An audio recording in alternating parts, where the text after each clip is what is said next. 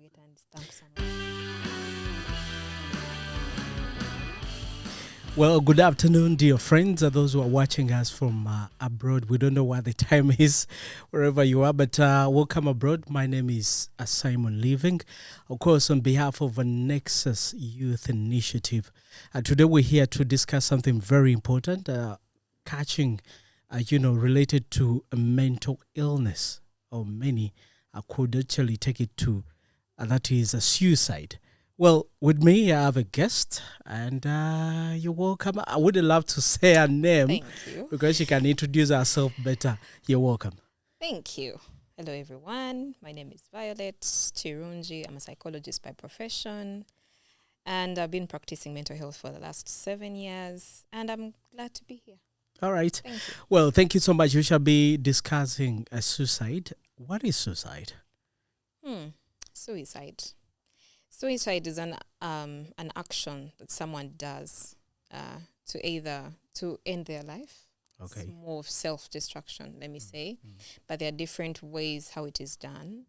But it's literally an action to end someone's life by that person, not something else. Because we have suicide, we have homicide, there are different sides. So to say suicide, it's an individual intentionally trying to end their life. And life themselves. Just imagine how you would reach up to an extent of doing that. So what could be the cases? What could be the signs? The different signs, but suicide does not come independently. Okay. It's driven by different factors. You have to look at the surrounding factors because suicide is a behavior. It's not a disorder, it's a behavior, it's an action someone does.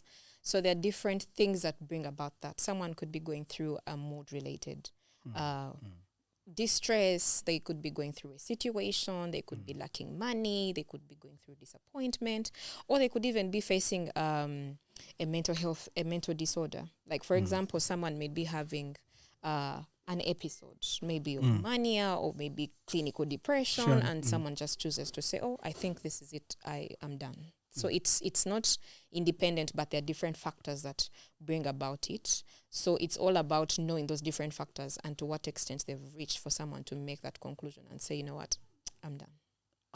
Okay. So early in 2006, West Nile and Adjumani was reported with one of the high suicidal cases. And there came another rate after COVID. We know the post-COVID, it had a lot of effects, on the community. And 14 out of 24 within 6 months unalived themselves. Yeah, that's true.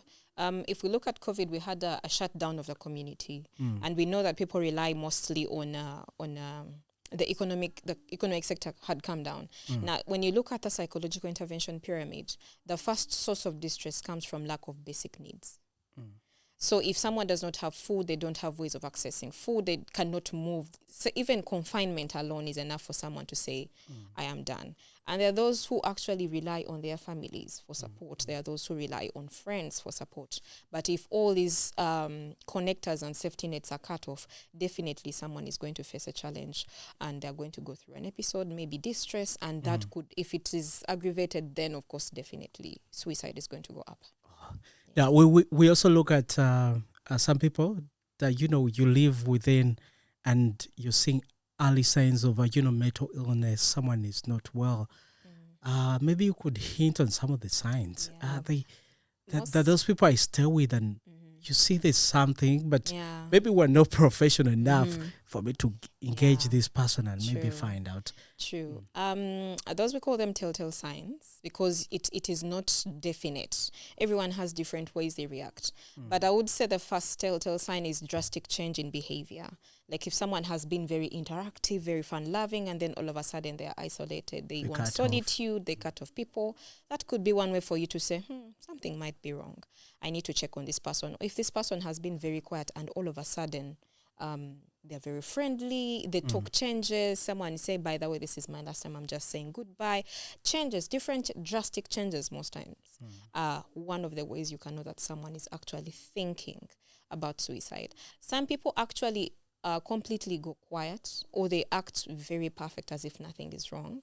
But you know that other sense that tells you, I think something is wrong with this person. There is that behavior that's unpredictable, not unpredictable, but more like change in behavior is the one easy way you can find. Of course, there is a list of telltale signs, but that one is like the big spill out one that you can look at and say, I think something is wrong. There was one of the friends who kept posting on social media, hey, if you don't check on me, I don't care, and one time I will leave. That's a telltale sign. And eventually that person, it didn't take like 3 weeks. Yep. He committed suicide. Yes. That comes back to speech. Like when people keep saying those goodbye statements, or more like, I think this is my last time, I'm moving on to the next step of those. The verbalization is more of actually someone crying out for help and saying, hey, I need help. Sometimes it comes out negatively and people see it in a negative way, but sometimes it's normally a cry for help. So definitely that statement is a big telltale sign that something is going on and this person needs help. Yeah, let's try and break down some of the key factors that, could lead to why, suicide. It could be marriage, whatever, financial, but let's break a little bit down. You interact with the number of, refugees in different settlements. You could be having some of the cases that you're already attending to, or some that, happened. Maybe people would love to know. I think the biggest one that I've seen is family disagreements. Okay. Because in the African context, family is everything. And if you have family members turn on you and say, oh, we are no longer, friends with this person, or maybe they've done A, B, C, D, and the person feels like they're being discriminated, they feel like they're the black sheep in the household. That is the biggest that I've seen, that people value family members and other people's opinions within the family so much that when it turns negative most times, it's a big cause for suicide in the settlements that I've worked in.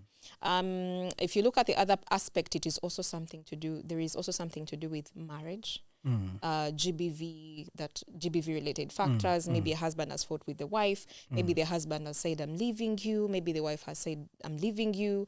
Most times it has something to do with the relationship, and if it does not go well, most times you find that there is suicide threats that come out from the community. So realize that is also another thing that I've seen that is very common. Yes, just to hint on that, one say that I've been a mother with single kids on my own, and at the age that I'm turning, this sound too serious. I'm choosing to relieve my early life while healing my nerve system. I'm a beautiful work in progress. Say no to domestic violence. This comes after a prominent, renowned artist, wife leaving. And she said, no, you won't be beating me every now and then. I just imagine what she went through, all the depression and all that.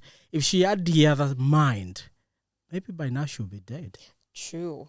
There is one thing I've realized, that the biggest number of suicides that come, especially from the females, is normally the battered woman syndrome. There are women who stay in their marriages and choose to absorb all this abuse, the emotional abuse, the physical abuse and all that, and say, I'm not leaving this marriage. But then at the end of the day, you realize it's actually affecting them negatively. And in turn, it actually sometimes turns out into homicide. They end up attacking their husband because this has been filling up over time. So, and sometimes when they walk away, it is for the good. But sometimes you realize that some women choose to stay and it does not go on well. And sometimes they end up attempting suicide. They're like, my culture says I cannot leave the man. I have to stay here. The man, the marriage, the man. Everything, the man. You cannot leave marriage. There is that saying in our side where they say, stay in the kitchen, even though the smoke is too much. Just stay in there and bear with it. No, it doesn't work like that. So most times the suicide among women also springs from that area as well. And it's a big deal for women. And since some ladies nowadays, they can stand up for themselves, we've seen so many men killed in that area. Yeah, there was a report. There was a report released. I can't figure it out, but it was published on Daily Monitor.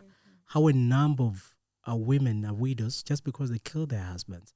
If you go to Luzira Upper Prison, all the murder cases from females, you realize that he killed the husband. And then what was the problem? Yes. He was beating me. So I found a solution. Yes. That's where the I think I was supposed to mention it somewhere, but it's among the types of suicide that come that over time when someone feels enslaved, they feel like either way it is either me or you has to go out. It's either suicide or homicide. One of the two will always come out. And to me, I feel that women are very patient. Yes, men are patient as well. But in the aspect of suicide, women can bear with abuse for years. But when it mounts up over time, when it comes out, it actually explodes. That's the negative bit of the battered woman syndrome. Because you realize some women, they are okay with it, they bear with it, but by the time they realize they're like, oh, I'm done with this is wrong. Actually, by the time they come out of that shelf, they do their worst. We all know this, like, this is a normal thing. Like, over time when you're angry and you talk about something, but you keep keeping anger over time, when it comes out, it's just an outburst, which is very, very nasty. And for women, once they have decided, that is it, and they go to the worst bit. But remember, there is a process they've gone through to reach that. It's not a one-day thing. It's a build-up of all these years, of all the abuses, of all the insults, of all this. So most times you realize for women, it's either suicide or homicide. One of the two. Okay. So what's the difference between suicide and homicide? Suicide is I'm doing it to myself. Okay. Homicide is I'm doing it to a family member, someone within my house. I need to also pay back or punish. There are people who say, I cannot leave my kids. How can I die and leave my kids? So I'm going to kill myself and also kill my children. That is suicide and homicide at the same time. Because you're killing someone else who is within your household and is a relative. Yes, a story of a man who used to sell petrol. And, he used to do illegal, petrol selling until I think he was using the money and he doesn't give to the wife to support the family. So guess what the woman did? Set the man ablaze in the house, only to wake up in the morning and they were just only ashes. Well, thank you so much. If you're watching or viewing from wherever you are, this is Nexus Youth Initiative, and of course today I'm joined by a very intelligent woman. She's tackling left and right, talking about suicide and some of the early stages, wherever it is. And now let's come to the settlements. Margie, and some of the settlements, there've been high rates of suicide. Could be attempted, could be already, suicidal cases that have come up from that side. What do you have to say? Well, what could be the problem? For settlements, of course, like I said before, most of the suicide cases are coming up because of minimal basic needs and family disagreement majorly. And if we look at the current situation where we have dwindling funds, partners are struggling to keep the standard of supporting all the refugees, so realize there is this categorization that is going on, and then some people in category 3. Of course, that is going to cause distress. But from the research that we've done in the last 2 years, there is no direct case that has been highlighted saying because there has been food cuts, there has been suicide. No. But the minimal basic needs and the food cuts, of course, have caused an increase in distress because some people have to go and look for themselves. We all know that over time, we have been supporting persons of concern, but then you realize there is also the side effect of dependency syndrome where they think, oh, the organizations have to give us this, oh, they have to do this, they have to do that. They have to do now, that. by the time you're thinking of telling them now you need to do it on your own, they're like, no, it is impossible, we can't, but you've been doing it, why not doing it now? You get. So the distress, of course, is going to increase. Now, remember, by the time suicide happens, of course, you have all these different factors that are coming in. You have family disagreements, you have minimal basic needs, you have the dwindling funds. Of course, all that someone will run up on someone like, you know what, I think they'll either get distress and get family support or access counseling services from the different service points. Or if it is so bad and they fall into a clinical disorder, maybe depression, clinical depression, they would look for either clinical services or end up attempting suicide. So in the different settlements that we have seen, for Margie, of course, especially Margie 3, it has been a very big issue. They always had the highest rates of suicide in the whole of Adjumani. And the main concern in Margie 2 is not that that people have a lot of disorders and all that, not really. But there is this cultural aspect of witchcraft, of my neighbor has bewitched me, there is this cultural norm where people think epilepsy is the moon disease. At the end of every month, the moon comes out, then the person gets seizures and all that. The lack of understanding of psychiatry in the settlement is also part of the reason why suicide rates are up. And then you realize that some clients who are actually psychiatric clients who are supposed to be on psychotropics consistently, but they choose not to go for the psychotropics. Remember, with mental health, there is always need for consistency when you're taking medication. So you find someone is getting a lot of seizures, and your system gets affected. But then over time, they end up actually saying, I think I am not worth, I think I need to die. Yeah, because if all the process is not working out, you feel like maybe I should just take my life. Should just finish this off. Hasn't alcoholism been also part of the challenges? Because I've known my culture, we love to drink. People do drink. I think I've only encountered one case where someone has killed themselves when they were drunk. When someone gets drunk and then they get an emotional emotional moment of saying, I'm tired of everything and all this. I've seen only one case, but it was not in Adjumani. But for all the suicide cases I've handled, the ones that I've seen, I have not encountered one case where there is alcohol and drug abuse. None whatsoever.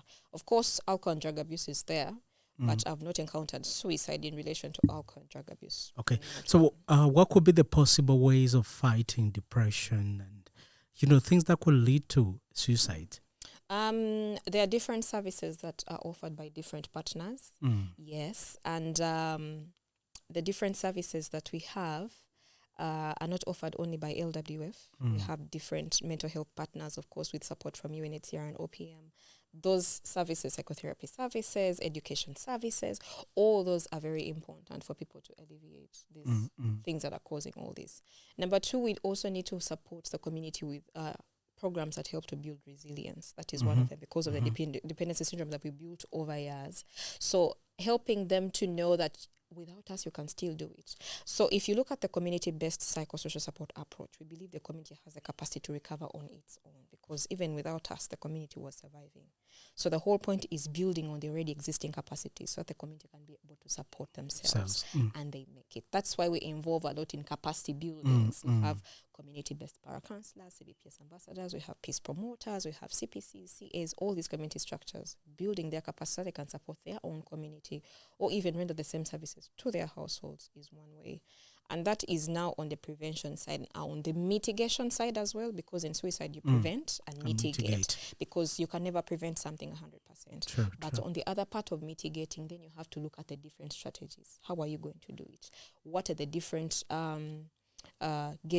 different gatekeepers you're going to put in place to help these people to, So that also adds on the point of building their capacities, helping them to understand the telltale signs of suicide, training them about suicide, that they understand it very well. That way you can also help to mitigate to some extent. So of course there are a variety of programs, trainings, education sessions, very many services available, different service points, of course. In the well, so we understand there's so many partners out there trying to support, and of course a youth initiative will be also part of that, supporting different young people, because you realize young people are so much, so much attached or, at the forefront of all these, things we're discussing. Well, thank you so much. It could be maybe two more other things you would love to add to our viewer or listener out there.